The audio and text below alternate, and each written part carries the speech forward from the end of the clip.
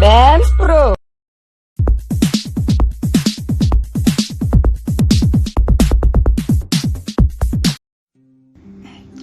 Bonjour mesdames et messieurs, chers amis de la chaîne. Comme toujours, bienvenue sur visionhandicap.cm. Moi c'est Lobé Samuel, entrepreneur social solidaire. J'ai la chance d'être handicapé parce que ça m'a permis de découvrir un monde merveilleux, un monde plein de possibilités. Aujourd'hui, nous sommes dans la rubrique inclusion et sensibilisation. Nous sommes actuellement avec Monsieur Kossa Lionel qui va nous donner sa vision du braille. Parce que le thème d'aujourd'hui, c'est le braille. Bonjour Monsieur Kossa Lionel. Bonjour Samuel, bonjour à tous les internautes qui nous suivent et très ravi de faire partie de l'interview. C'est un plaisir vraiment de vous avoir aujourd'hui parmi nous. Le plaisir est partagé.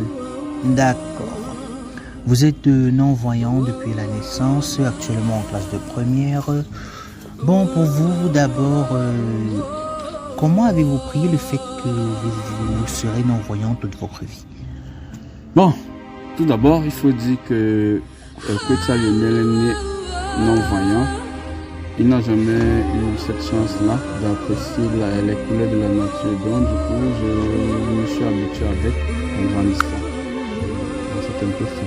Donc, pour vous, ça n'a pas été frustrant, ça n'a pas été gênant, quelque chose comme ça? Bon, étant donné que moi, je n'ai pas vu, donc ça n'a pas été gênant. Je me suis habitué avec. C'était naturel? Oui, c'est naturel. C'est naturel. C'était naturel. Donc, de voir le noir, c'était naturel. Oui, mais c'est naturel. D'accord. Et de la part de votre famille, comment ils se sont pris? Vous n'avez pas été discriminé, stigmatisé, tout ça? Bon, en fait, comme toujours, ça ne manque pas. C'est vrai que dans la famille, il y a toujours certaines personnes qui se disent que quand on est non-voyant, on ne peut rien faire dans la vie. En fait, c'est terminé pour la personne. Mais au jour d'aujourd'hui, quand ils me voient faire certaines choses, ils sont surpris. La parole même les manque. Ils ne savent pas quoi dire. Pourtant, la personne non-voyant est regorgeant de talent. Il a plusieurs talents. Bien sûr, bien sûr. Il a même beaucoup de talent. C'est souvent impressionnant. Bien sûr, bien sûr. Bon, maintenant, entrons dans notre thème, le braille.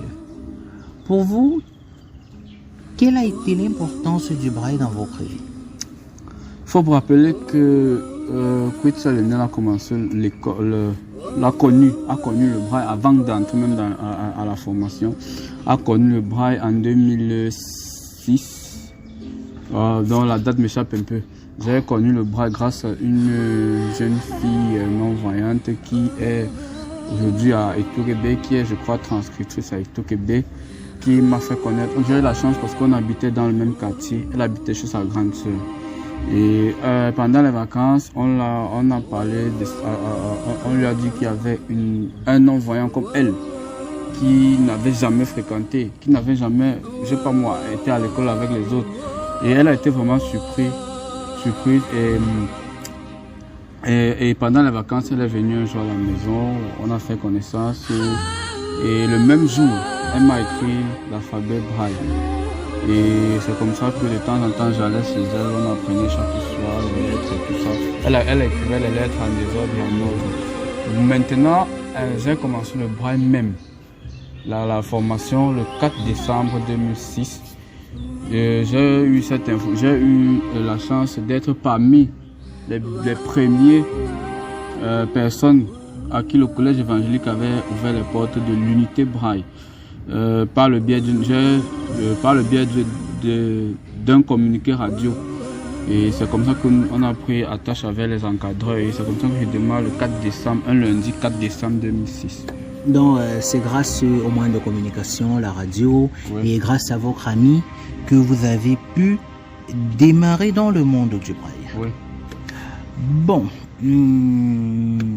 donc pour vous, le braille est d'une importance capitale. Oui, c'est très important parce que sans le braille, un non-voyant comme moi ne peut pas lire. Il n'a pas la possibilité de lire comme les autres. Oui, parce que d'un fait, c'est comme si on retirait, c'est comme par exemple un voyant retire le bic, Voilà. retire Le cahier, l'écriture, tout ça. tout ça, voilà. Bon.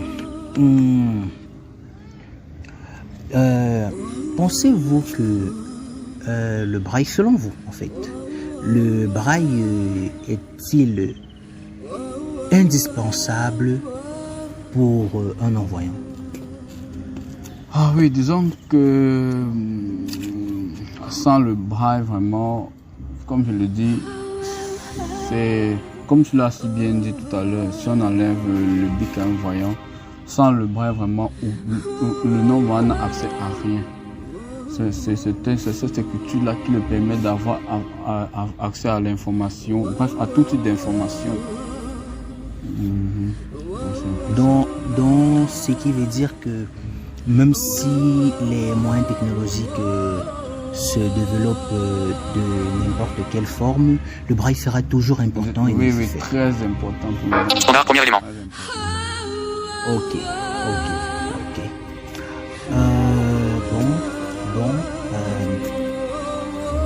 Quel conseil pouvez-vous donner aux parents qui ont des enfants non-voyants et qui ont honte de assumer cette paternité, qui ont honte de cet enfant, qui trouvent que avoir un enfant non-voyant handicapé, c'est une malédiction? Je dirais aux parents d'arrêter de croire que c'est une malédiction pour eux. Car ces enfants dont ils ont honte, ce sont ces enfants-là qui leur sortiront de la misère demain, de les prendre comme tous les autres et de les envoyer à l'école. Car derrière eux, ils peuvent découvrir beaucoup de choses, beaucoup de choses. Et quel est le conseil que vous pouvez donner aux personnes handicapées? Bon, aux personnes handicapées, c'est vague. Bon, moi, je pense plus sur les non-voyants. Parce que moi-même, j'en suis. Oui, bon, aux non-voyants, quel est le Voilà, conseil que vous pouvez les offrir? Tout d'abord, je dirais aux non-voyants qui ne connaissent pas encore que l'école existe, qu'un non-voyant peut aller à l'école. Je leur dis que oui, c'est possible. Il y a des écoles spécialisées qui encadrent les personnes non-voyantes. Je leur dirais de ne plus s'apitoyer sur leur sort. Qu'ils se disent qu'ils ont perdu la vue, mais ils n'ont pas perdu la vie. Parce qu'il faut réitérer que ces centres pour non-voyants sont multiples. Il y a MEA, Marche en avant, le CEGA qui est le club des jeunes aveugles réhabilités du Cameroun. Il y a Promondicam qui est la promotion des enfants handicapés du Cameroun. Il y a Dorofignac. Il y a le Rehabilitation Institute for the Blind à Boya. À Boya, donc multitude même à Douala. Oui, il y a Afiza. Il y a Afiza, donc c'est une multitude. Bon, et pour vous, expliquez-nous un peu en quelques mots, c'est quoi le braille? Le braille, c'est cette écriture autrefois qui était en relief, mais elle a été facilitée par un jeune non-voyant nommé Louis Braille qui a perdu la vue à 3 ans et plus tard il a inventé le braille à 15 ans. Disons que cet enfant s'amusait dans l'atelier de son père. Il faut noter que son père était bourrelier, il fabriquait les sabots des chevaux. Un jour, à l'absence de son père, il s'amusait et c'est comme ça qu'il s'est piqué l'œil gauche avec un poinçon. Et plus tard, l'œil droit s'est infecté. C'est comme ça qu'il a eu cette idée-là d'inventer le braille et pour sortir les non-voyants, si je peux dire, de l'obscurité. Vraiment un génie merveilleux parce que grâce à ça, depuis plus de 2 siècles maintenant, beaucoup de non-voyants vont à l'école, ont pu toucher des domaines professionnels tels que le droit, la musique, l'informatique, la politique, donc un peu de tout. Un peu de tout en fait. Un peu de tout franchement. Et Monsieur Kwesa Lionel, en Afrique, pensez-vous que les consciences pourront un jour s'éveiller pour qu'ils comprennent l'importance du braille et l'importance de la personne non-voyante ou la personne handicapée?